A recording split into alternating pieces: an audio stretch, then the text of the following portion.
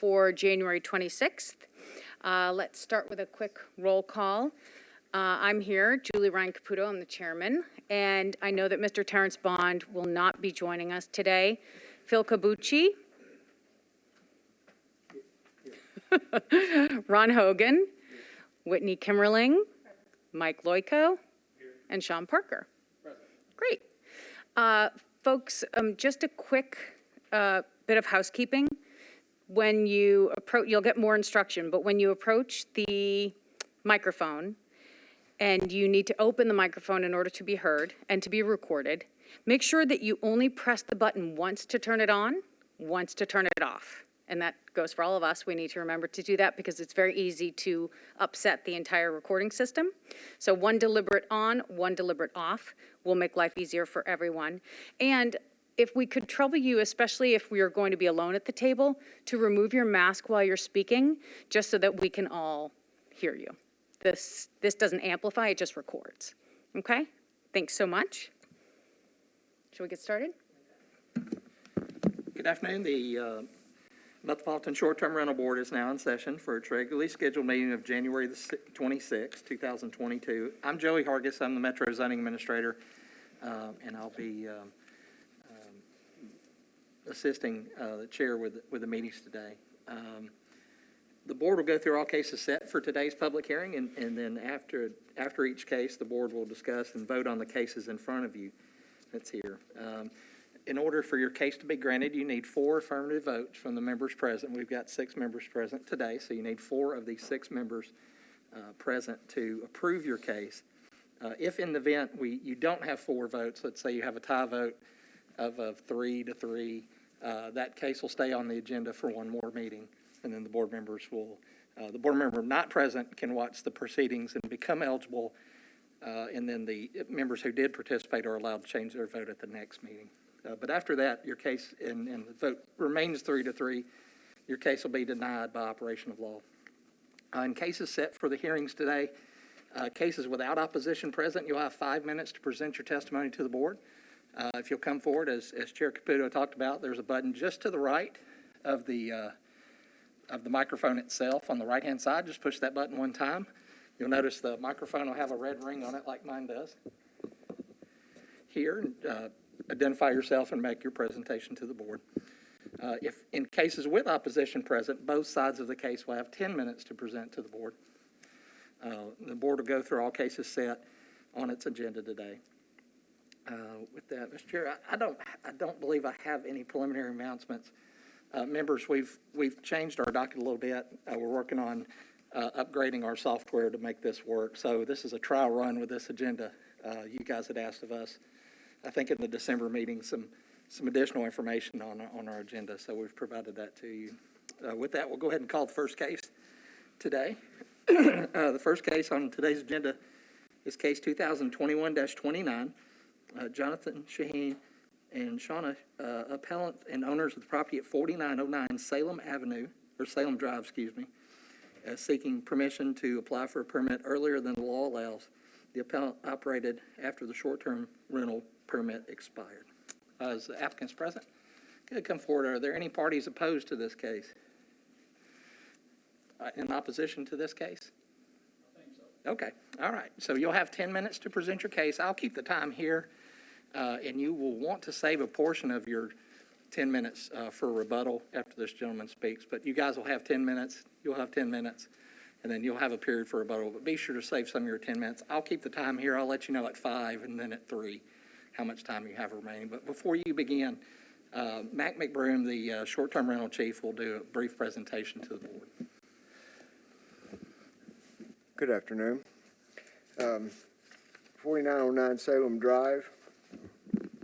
On May the 2nd, this property began advertising and operating without a permit, and there were 94 documented stays. On April the 3rd of 2018, a notice of violation was sent.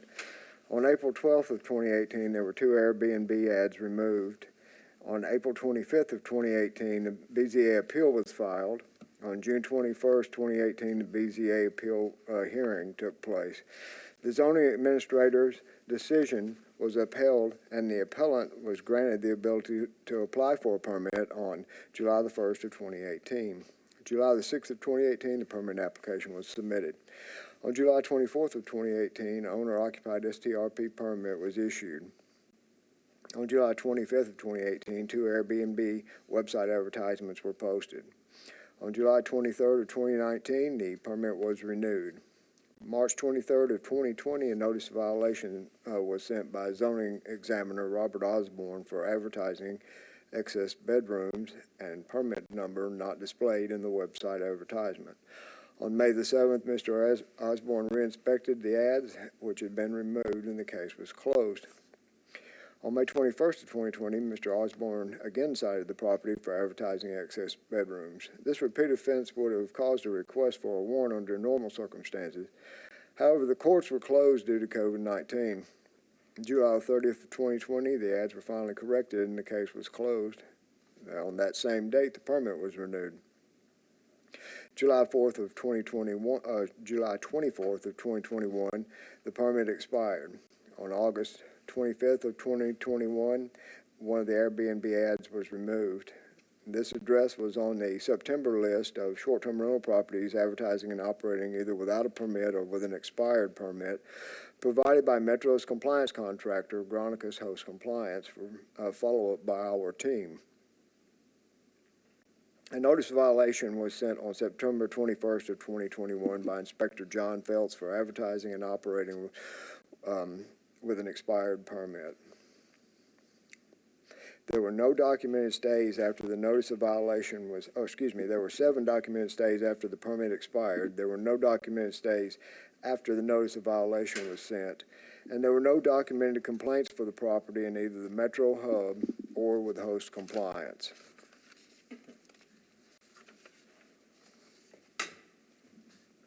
Very good, thank you. Anybody on the board have questions for Metro before we hear from the appellants? Okay, great. Hi, folks. Are you both going to be speaking?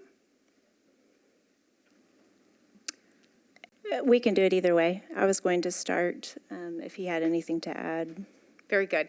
Okay, we're just going to ask you to keep close eye on the time because we have a kind of full caseload today. So Okay. we're going to have to be rather strict with the time allowance. Plus, it looks like there may be opposition to your case, so that's going to take up time too. So please tell us about your situation. Excuse me, but start with your Madam name. Chair? Yes. I would like to remind the appellants that of the 10 minutes that you have, you will need to retain a portion of that 10 minutes for rebuttal. Okay, thank you. And please start with your names and your address, please. My name is Shauna Sheehan, reside at 4909 Salem Drive in Nashville. And Jonathan Sheehan, my husband. Great. Go ahead, tell us about your situation. Our permit expired. We did not see any notice of the expiration. I'm not saying it was not sent. I don't recall seeing it. We were actually out of town for 2 weeks during the time that it expired.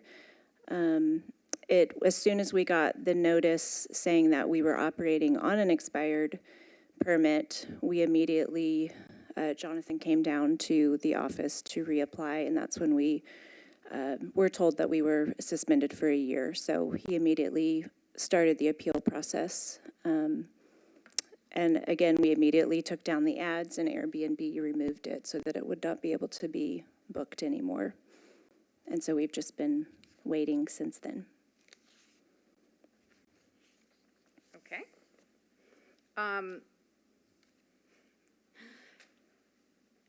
Thank you for being so concise. I'll jump in with a couple of questions. Okay. You know, whether or not you received your permit, I see that it's been an issue with in the past, posting your permit, which has the expiration date clearly printed on it, does it not?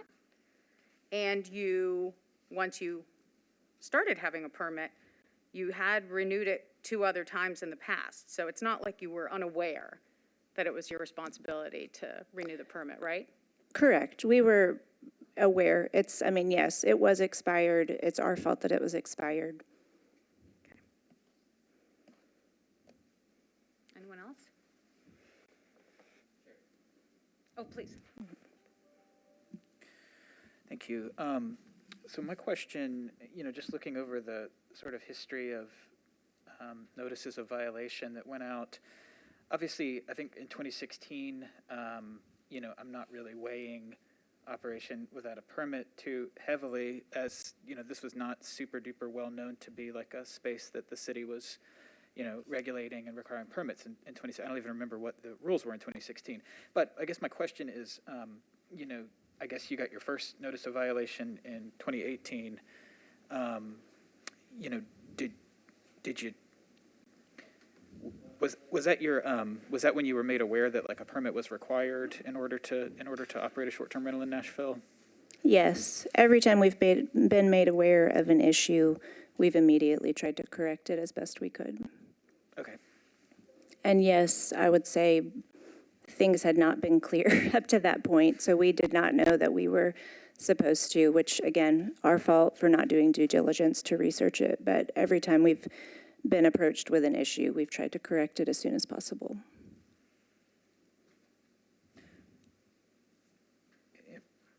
Am I correct that there were two separate notice of violation for advertising excess bedrooms? I honestly don't remember that. I remember that coming up as an issue, which we weren't aware of. We were just advertising what we had. I didn't know at the time that we were not supposed to advertise more than 4 bedrooms, I think was the issue. I don't remember, honestly, that there were two different. I think there was just more clarification needed is all I remember. I don't know if you remember anything else. Copies of 3 notice to correct violations that codes sent to you. There were some other issues, but all 3 of them include the excess bedrooms listed. And these are in May of 2020, March of 2020, and October of 21. October 21, is that what you said? 10, 15, 21, I believe that's October.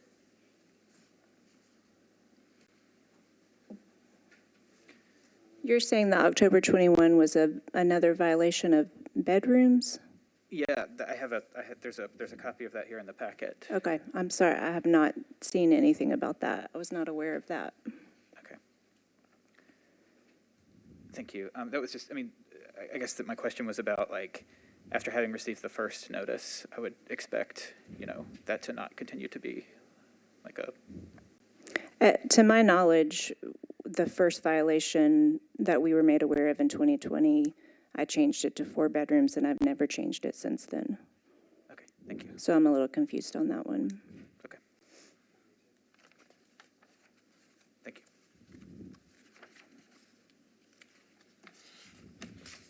Any other questions for the appellant? Okay, very good. Mr. Chair, they'll have 8:55 remaining on rebuttal. Terrific. Could we just confirm this gentleman was not 100% sure what case he was here to speak in opposition to? Would this be the case that you wanted to speak on? Am I correct in saying, since the appellants have nothing further to add and we have no questions for them at this time, it's okay to move on to the opposition to the case? Okay, great. You guys don't go too far, obviously. Okay. We're going to hear opposition to the case. Could you step forward? Why don't you sit at this last seat right here and share with us your name and your address, and make sure to open the microphone.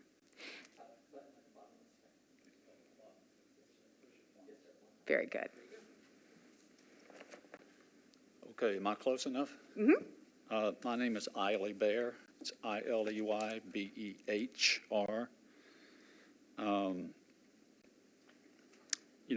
I got the letter because I'm close, and actually I have 3 houses in Creve Hall. I've never been in favor of short-term rentals, but as far as the timing goes, and when I say I'm not in favor, it's because if there are people coming in and coming out, coming in and out, it's like a hotel, and it's like then the neighborhood is not that neighborly because you don't get to know people. Anyway, so I'd love to keep short terms from happening. That's just my opinion, and I know that's not what this case is about. This is about timing. So as far as timing,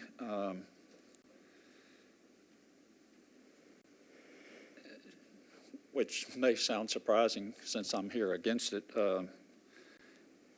if they don't have time to apply and be heard, I just jotted down a note saying it's like having a football game and one team saying they lost because they didn't get to play.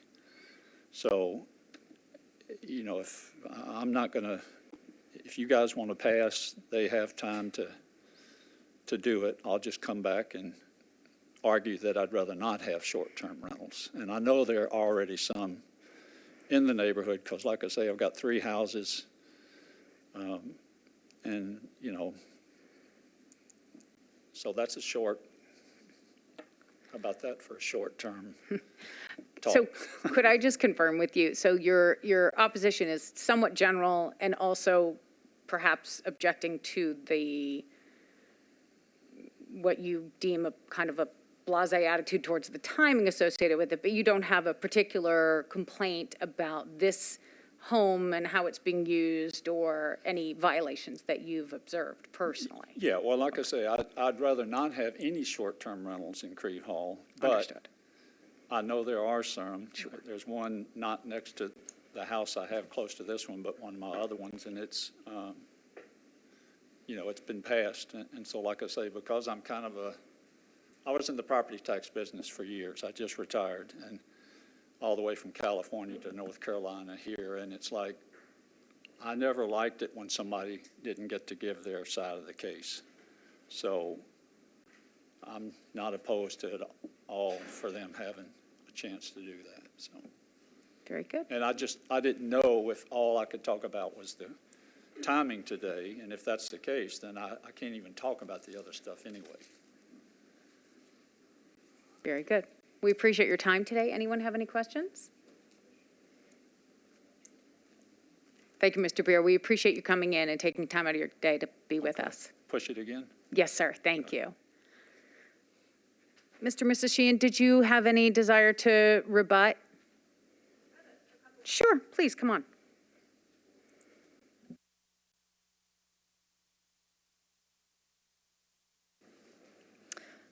We just wanted to add that we are owner-occupied. This is our family home. We have 4 young children, so we've never had any issues with our neighbors. We try to be really respectful of, the issues which he was mentioning, which, just with our neighbors and the area in general, we try to be really respectful. We've never had any issues. And just to reiterate, we know this was our fault. We've tried to keep it up the best that we could as far as the permits and all those.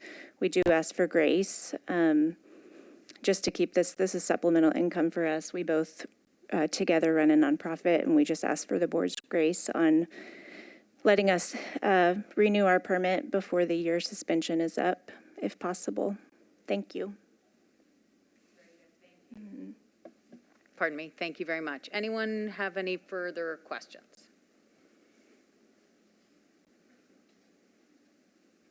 Nope. Okay, seeing none, I'll thank you for your time, and we're going to close the public hearing so we can discuss amongst ourselves.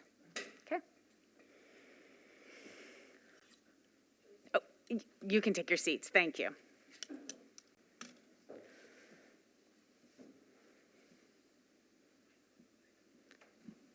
Well, folks, what do you think? I'm happy to share some thoughts. Please. So it's always just kind of looking at the history of a property and its operation and any, we don't have any documented complaints, which is heartening. That's positive. There is sort of this history of minor infractions like being repeated and not addressed, which is concerning. I am less concerned, as I stated during the public hearing, about operating without a permit prior to 2018. I think that there really was I think it's fair that some people just really didn't realize there were regulations and this was not a well-defined space. But it does sort of point to a pattern of these kind of low-level violations, which, nothing that's super duper concerning to me, but it is just a pattern, and that's got me feeling sort of neutral and kind of ready to hear other board members' thoughts on this one at this point. So that's where I'm at. I really do agree. And, I may not be as sympathetic for the 2 years that I know all of us, or some of us, were very involved, from 2016 to 2018. We know how much news coverage there was. We know how many meetings we went to. And to understand that someone was operating a short-term rental and had 94 stays and it never crossed their mind in 24 months that there were responsibilities. I think that's what struck me about this case is there's a lot of reactiveness and there's not a lot of proaction. When it is one's responsibility, you agree to all these rules, you agree to the responsibilities associated with this when you apply for the permit.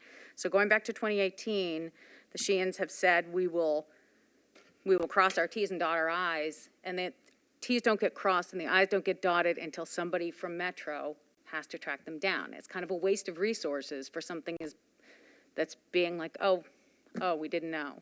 Well, it's your responsibility to know as an operator. So even though these aren't, we've seen and heard horrible cases, this isn't one of them. Nonetheless, there seems to be there's not a proactive attitude that has been displayed here. That's kind of my observation. So what do you think?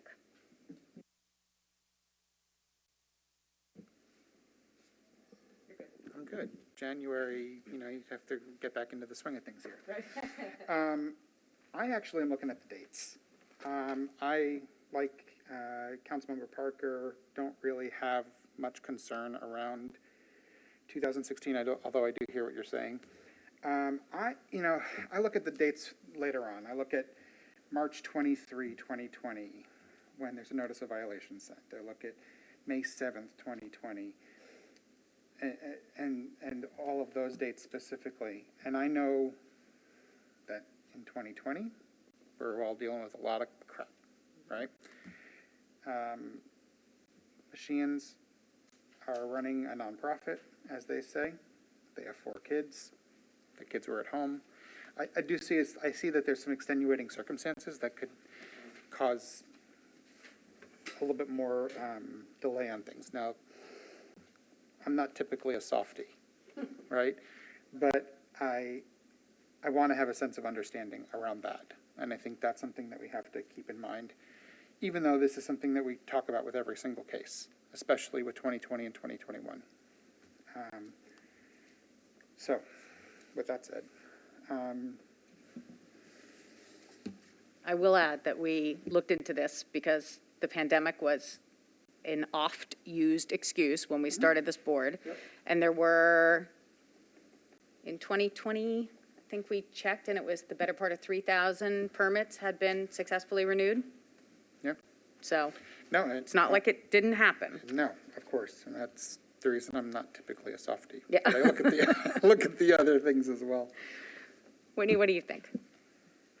My thought process is I echo a lot of the sentiments that you've already expressed, Julie. There were 3 citations, 2 renewals, and the renewal in question, unless I'm reading this wrong, was not 2020, it's 2021, and as a matter of fact, was a time period in 2021 where, for lack of a better way to put it, a lot of people were resuming more normalcy than in other parts of the pandemic. So you're right. I don't have a lot of leniency, in my opinion, on this one.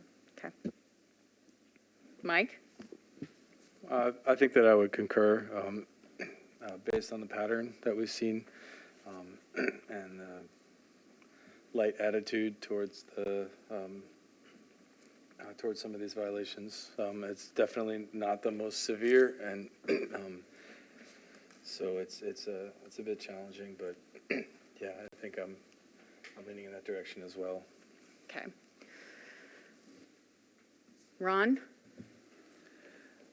Is it permissible to ask the question of the plaintiffs? I think it is. We just have to reopen that portion of the hearing. It Okay. is. So, Looking at, the question so we need to is- I'm sorry, so we need to consider the public hearing reopened, and if one of the Sheehan's could step forward so that Ron Hogan could pose a question to you real quick?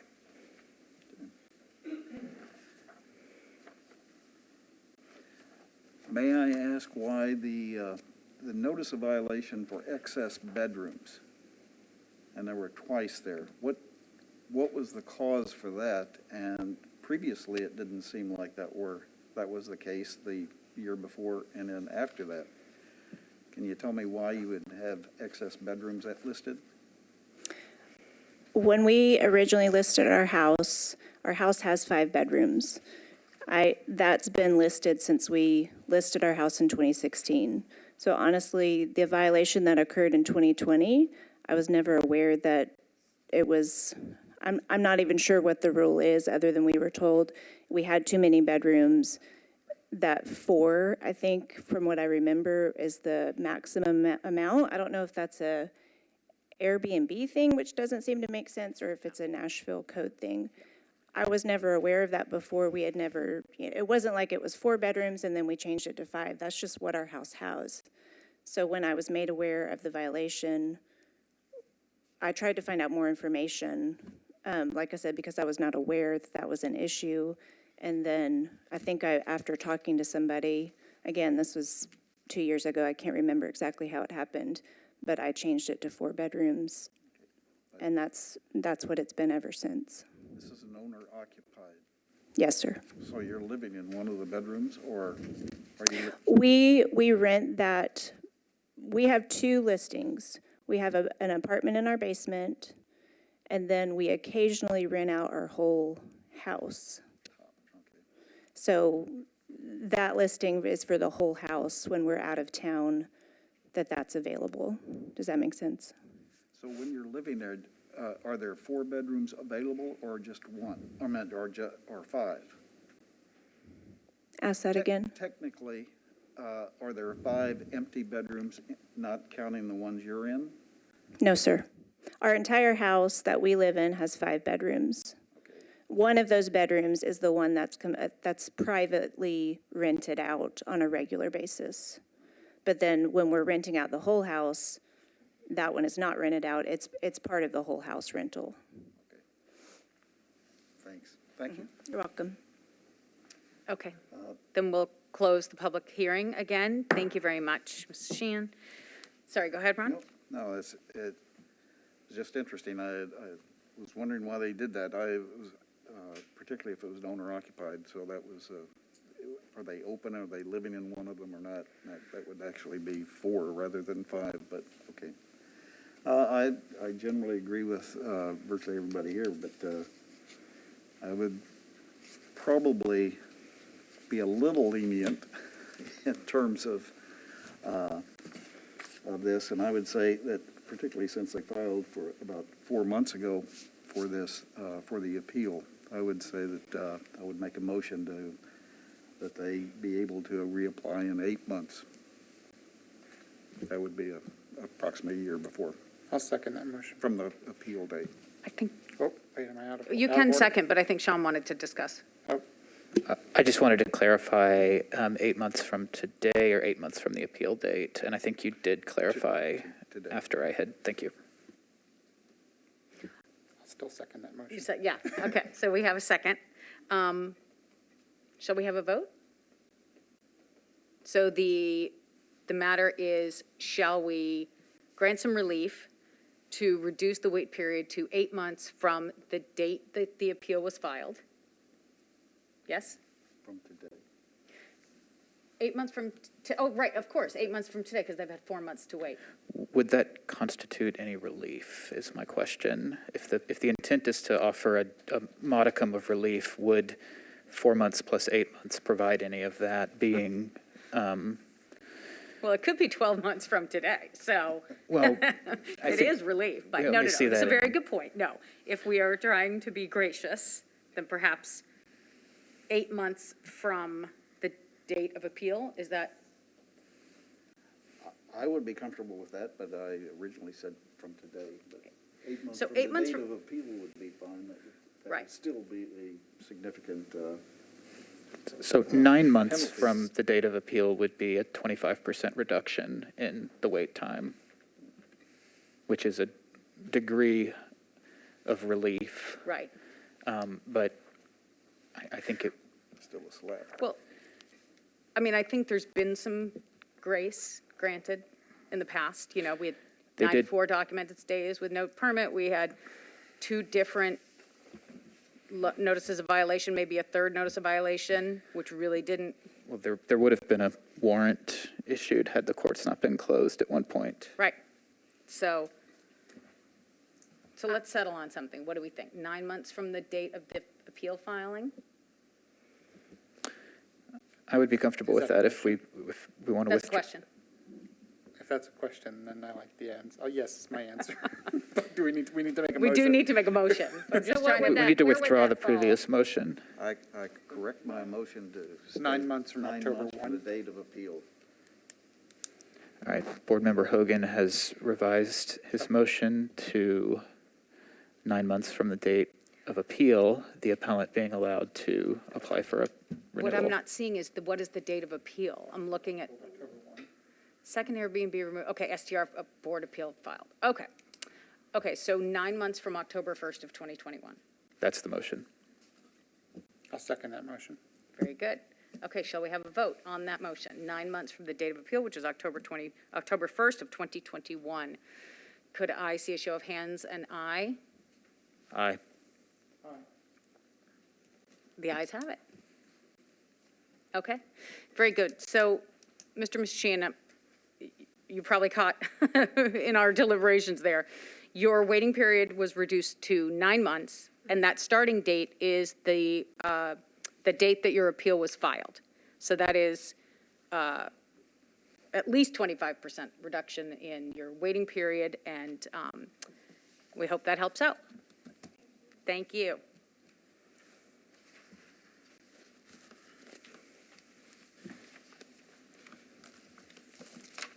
Okay, members of the board, just one preliminary announcement. Meant to catch it on the front end. Case 2022-2, Marco Gurgis, 3806 Hudson Avenue. That case has been deferred to our March meeting. It was done at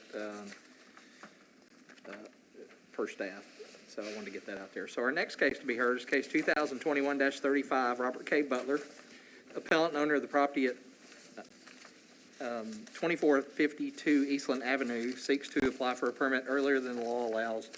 The applicant operated after the short-term rental expired. Is the appellant present, case 35? Chair seeing none. Under your rules, this case will be automatically deferred one meeting. And if the applicant does not prosecute the case will be dismissed with prejudice.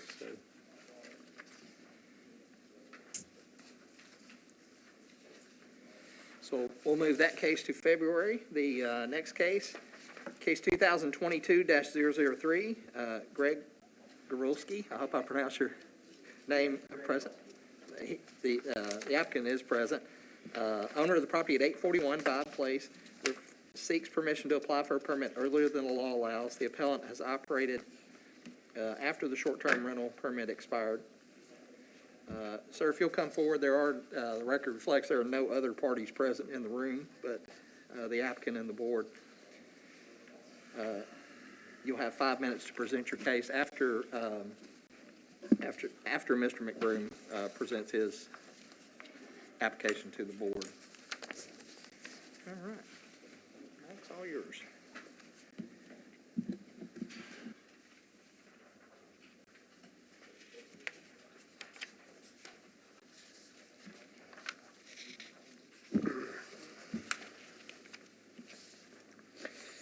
On August the 5th of 2019, a multifamily not owner-occupied permit application was initiated. August the 9th of 2019, Airbnb website ad was posted.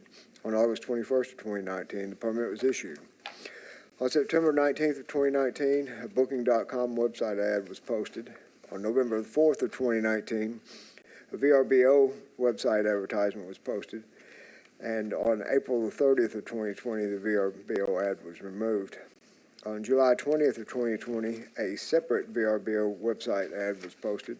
May the 20th of 2021, an Airbnb website ad was posted. On August 18th of 2020, the permit was renewed.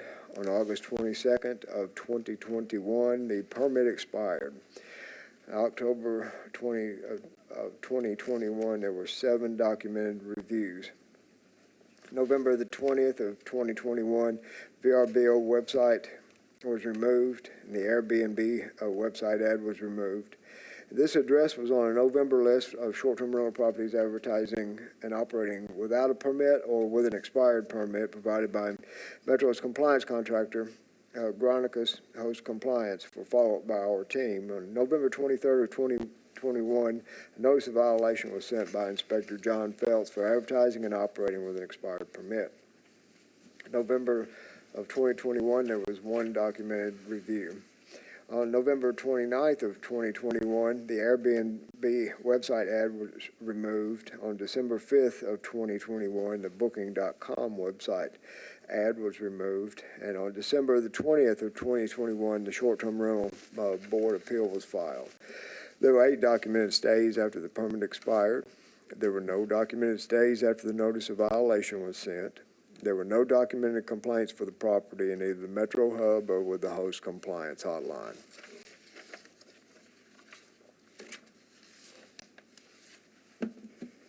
Great. Anybody have any questions for Metro before we hear from the appellant? Mr. McBroom,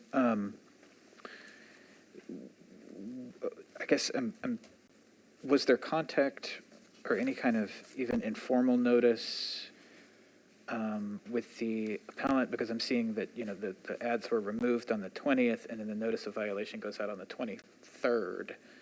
I'm just curious about the lining up of those dates, how that.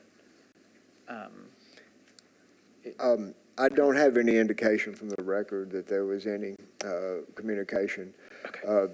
Now, there is possible that a phone call or an email was sent, or it is possible that a stop work order was posted. Okay. However, there were no comments or photos attached to the case, therefore I have nothing upon which I can base anything. Thank you, sir. Yeah, ask, or just clarify, and just some typos, I believe, on, here. October 2021, it says 7 documented reviews. Should that be stays? Well, there were actually, Or those were documented reviews. There were, the way that host compliance attributes the documented stays is based upon the reviews. Now, there are instances in which you have 2 weeks in which to post a review after your stay is completed. There are instances in which a stay that occurred in the previous month, the review for that post in the next month. So there were actually more documented stays for that month on the match property listing provided by host compliance. However, when I looked at the specifics of the reviews, the review itself was for a stay that occurred in October. And I think just as a point of clarification, early on in the history of our board, we were calling them documented stays, and now we're calling them documented reviews for this very purpose. In this particular instance, I differentiated between documented stays and reviews for the reason that I just explained. Perfect. Ordinarily, they will be just simply referred to as documented stays. Okay, great.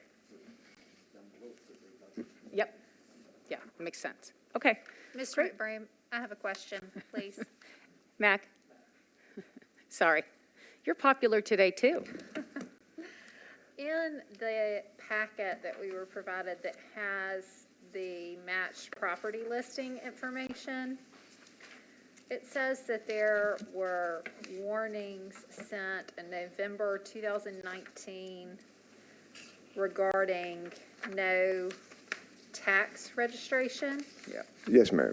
Can you tell me about that? I know that has come up in a case before, and can you just refresh my recollection about what that means? Yes, ma'am. There are 2 notices that are sent that will be noted on the match property listing. One is a notice for not having a registered account with Metro for the hotel motel occupancy tax, which that letter would be in reference to. And we do not, the ordinance does not indicate that that is a violation under the ordinance.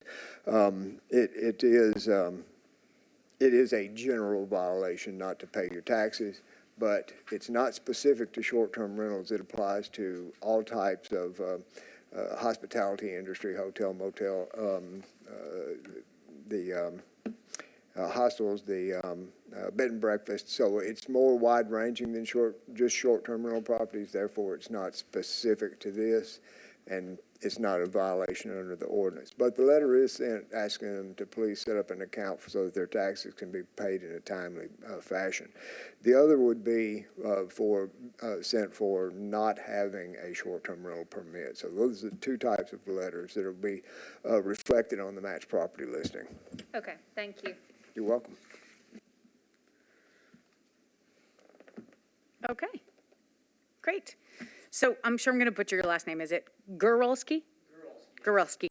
You can remove your mask just for, okay, well then keep it on for that. I have 6, I see there's 7, so you guys can share. There's 6 board members, this is staff. Oh, okay. Am I right?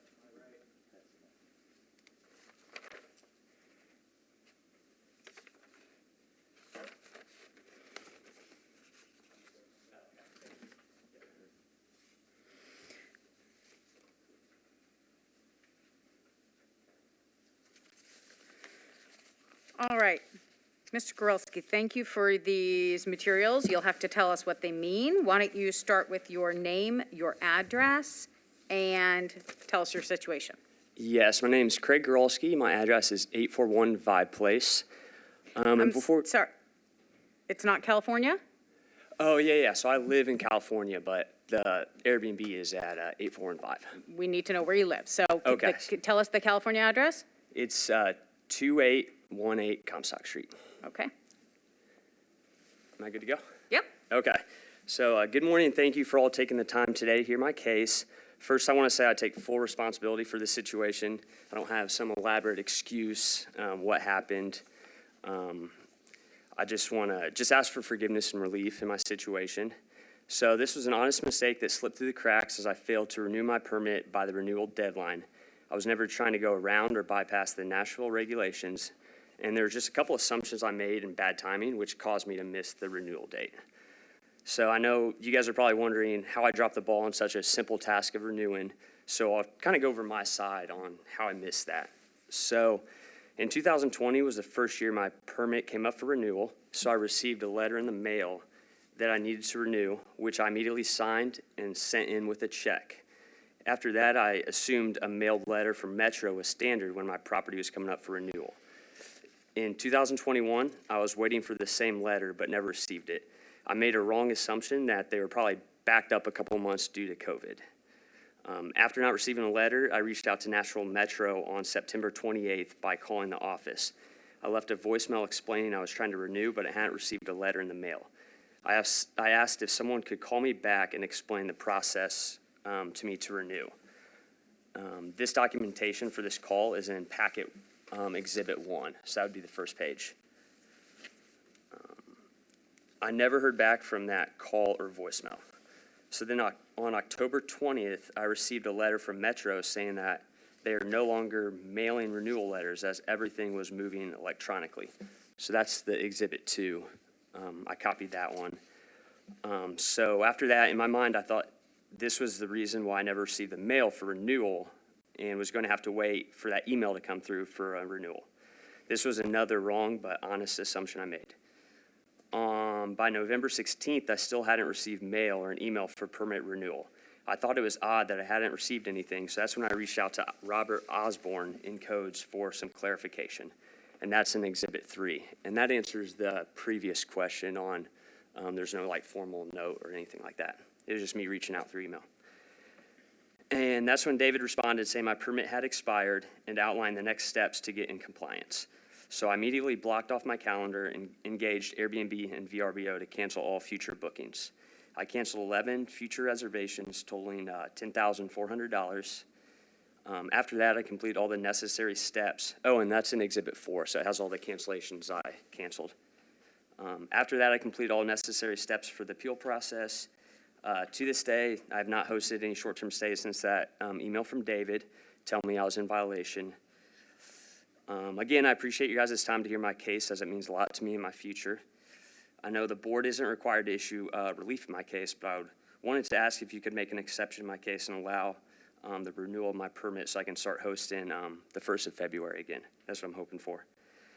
Hopefully my actions have taken initiative to renew by reaching out to codes through phone and email, having 0 complaints on my property, taking down my listing immediately, canceling all future bookings, not hosting another stay, and following all the appeal steps can factor into your decision this afternoon. This was a very costly mistake on my end, so thank you again for hearing my case. Very good. Any questions for Mr. Grolski before we discuss? Mr. Roski, when did you move to the Comstock Street address? That was March of 2020.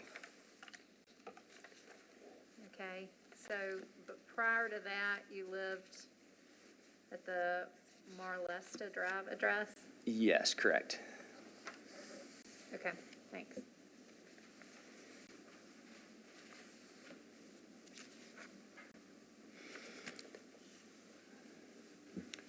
To follow up on previous question, did you have mail forwarding? The what? Did you have mail forwarding? Yes, I had that set up.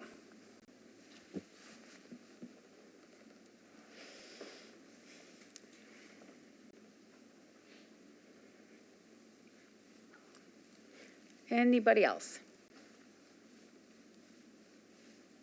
No? Okay.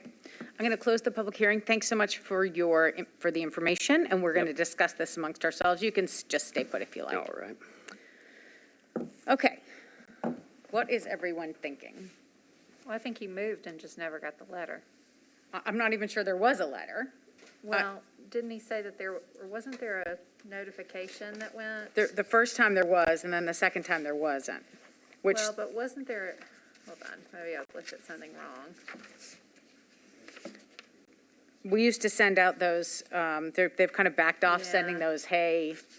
Well, go- I guess I was just looking at the fact that his address with Metro is still his old address. True. Right.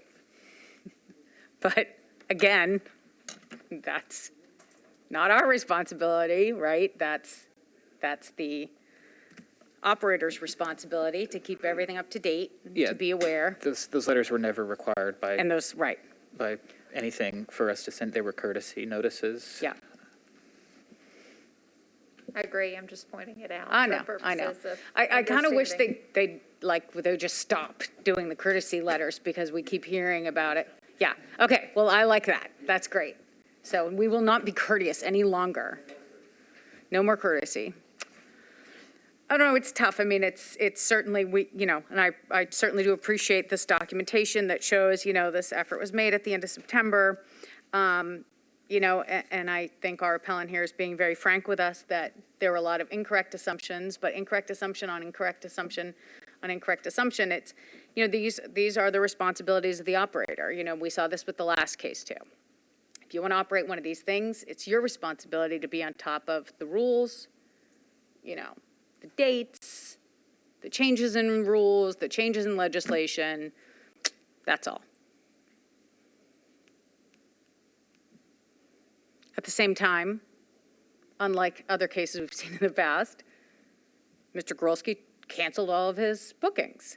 And, that was costly to him. I mean, that's not we never make decisions based on, oh my goodness, you're going to lose money, God forbid. But we have seen some people say, well, I had these bookings, I'm not going to walk away from that money. So I do appreciate that level of responsibility. Madam Chair, Yes, sir. I believe that you have on your screen an address for San Diego. Yep. That is the address that we had on file on the permit, and the other was for the Sonny Properties LLC. So that is most likely where the letter would have been sent. Okay. If it was not properly forwarded, we have no control over that. Sure. Sure. And I did want to point out that through the transition to the electronic notices, the letters were sent, which occurred in November Okay. of last year. You know, if you guys don't mind, I'm going to reopen the public hearing. I want to ask Mr. Grelsky about who's this other contact on here? Has Sonny Properties? Yes, so that's my cleaner. Okay. So when you do a permit for Nashville, non-owner occupied, you have to put like a contact, a local contact. Okay. So I put Gina Shawnee, she's my cleaner, and that's her cleaning company. Okay, so this isn't a property manager or anyone who had? No, Okay. yeah, I manage the property Okay. myself. Very good. Thank you so much. Anyone else, while we have the public hearing open, want to ask a question? No. Okay. Public hearing is closed. What do you guys think?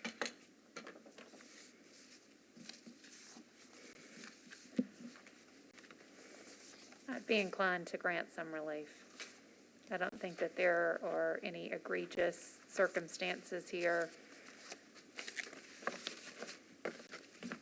I mean, he should have kept up with the date, and he Yep. needs to keep up with the date in the future. But for now, for a first-time offense without any complaints, I'm inclined to grant some relief. Yeah, I mean, I think some relief might be reasonable to grant here. I mean, there's not a history of violations. I screwed up, and, you know, I get the sense that this would not happen again, based on the difficulty of probably coming here and having to ask for the relief.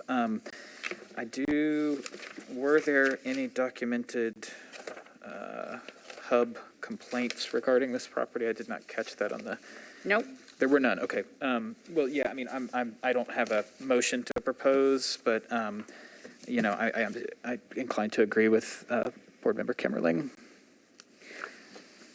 Before we decide, let me just refresh my memory on when the appeal, okay, so the appeal was filed on December 20th. So and the last documented stay or last documented review was November of 2021. So keeping those two dates in mind, how do you guys feel about how much of a reduction we would like to offer and what date we would like it to be effective from? My only thought on the degree, I don't think I'm going to support February 1st. Just to be upfront. I always think that's just for comic relief when people throw those dates out. And you know, I think that given in the previous case, I always want us to be consistent, at least in a given afternoon. Given that the previous case with documented history of violations, we did grant a 25% reduction. I think, and for the consistency's sake, something possibly a little more relief than that in this case, given the lack of history of violations, would be appropriate. But again, I don't have a sense of what's appropriate. I'm leaning in the 6-month range, but I'm open to other thoughts. So I look at, again, it's, part of this for me is also, is very much dates, right? I look at the exhibits that the appellant provided, and his first call to Metro was on the 28th of September. Yep. 2021. So if I'm reading this correctly, and please correct me if I'm wrong, but there was no notification, again, there was no notification from Metro prior to the 28th of September? I think Mac just showed us that there had been something sent, but it went to this other address in San Diego. I just saw an address. Was there something? Did we, I'm sorry, I misunderstood. Do we know whether or not a 2021 renewal reminder was sent? I don't have Okay. a copy of the letter, but I do know that they were sent up until the transition over to the electronics. The first notice went out at 60 days for the transition, then at 45 days. But up until the day of transition, which was November the 1st, the letters continued to be sent. Okay. I would counter that by saying that we've had other cases that we've heard as a board where there has not been a letter received or sent. And so if we don't have a letter that, from Metro, I would even say that, Well, I think too, you point out this September phone call.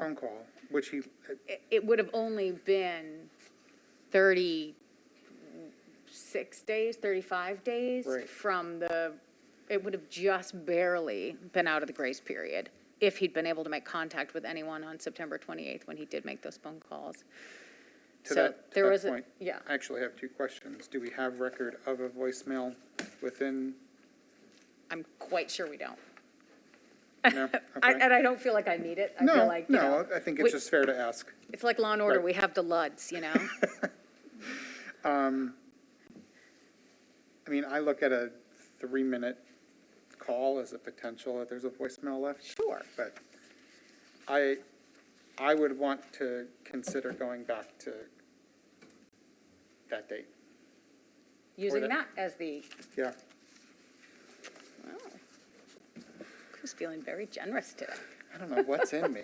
What's gotten Must into be- you it today? must be all Mike has the, something to say, I could see it. Go ahead. I do. It's regarding the address on record, and I think, personally, I think that we're not going to be able to decipher what went to him where, because the address on the appeals board profile page has originally had the Marlesta address, but then in Exhibit 2 that the appellants sent us, it has the Comstock address from October. So Yep. for me, there's enough doubt that I don't really place, I'm not really sure, and I don't know if we can really figure out exactly what happened there. I'm inclined to be a bit more generous than the previous case as well. I don't know about backing, specific dates. I think we could work that out, but I think that there is some relief to be had or provided.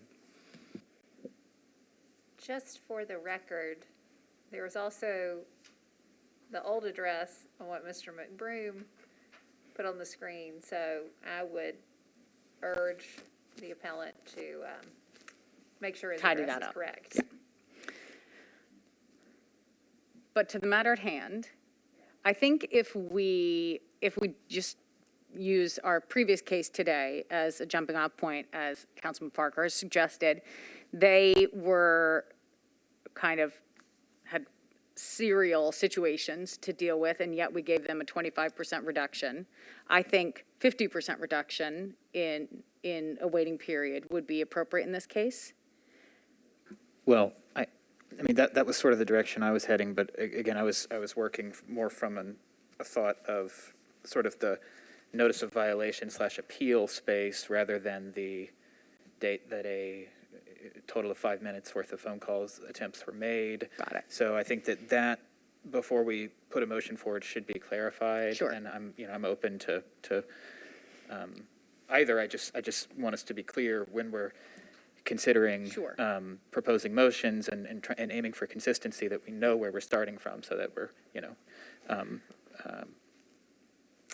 Councilman Parker, would you be open to, sorry, did I cut someone off? No, go ahead. November 15th, 6 months from that date? I think that Phil is looking at November 15th because we know we have a documented review in November. And we see that the Airbnb ad was removed November 29th. And But then also that he emailed. Yeah, true. Okay, that was, He emailed on the 16th in his Exhibit 3, okay, so, emailed on the 16th of November. I'm comfortable with 6 months from November, and I think that's reasonable. Happy to make that motion barring any. So 6 months beginning November 16th? I would move that the appellant be granted relief from this board and is eligible to reapply for a permit 6 months from November 16th, 2021. I second. Great. Shall we have a vote? All of those in favor of the motion from Councilman Parker? Show of hands. Great. Motion passes. So you, I'm sure, caught that. Mr. Grolski, you have been granted a 50% reduction in your waiting period. The date to begin the waiting period is back to November 16th of 2021. So 6 months from that date, you are eligible to reapply. Okay, so one question. So when I reapply, I go through that same process if you're just getting like a new commit, or is it something I'm just like, hey, and then, We can talk. We can talk about that. okay. Yeah, because we're not going to open the public hearing for logistics, but I do think there's been a lot of good advice that's come from the appeals board today that you may want to consider in the future. So about addresses and stuff, and you heard that there will no longer be those courtesy emails or courtesy letters sent out. It's all online. Very good. Okay. So that case is closed, and seeing no other appellants in attendance. Yes, ma'am.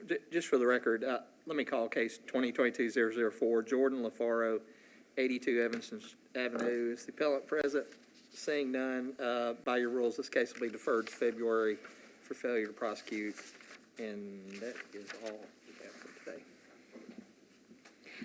And we had one that we knew was getting moved. That was Butler or? Case 2 on Hudson. Okay. And what happened to Robert Butler? He did not appear. Okay. Right, okay, we got that. Got it. Okay. Well then, today's hearing is closed.